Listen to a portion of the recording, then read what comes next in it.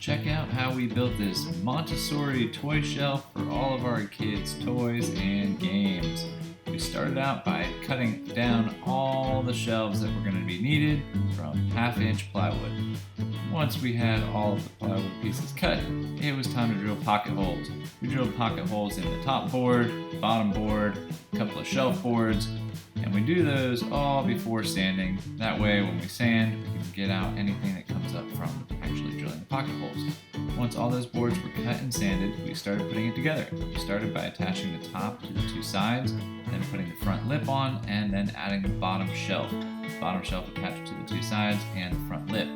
We did the two shelves in the middle the exact same way. Then we went in and cut all of our shelf dividers. We did this afterwards so that we could make sure that they were the right height. Went in and used a nail gun to attach all of these from the bottom and the top on each shelf. We didn't use pocket holes for the shelf dividers simply because we didn't want to have pocket holes visible.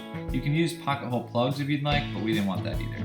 The last step was to cut and attach 1/4-inch plywood to the back. We cut it to the right size, used wood glue and a bunch of nails to attach it to the shelf itself. Once the backer was securely on, we flipped it over and pushed it into place. It was very snug, so we had to go back and forth a little bit.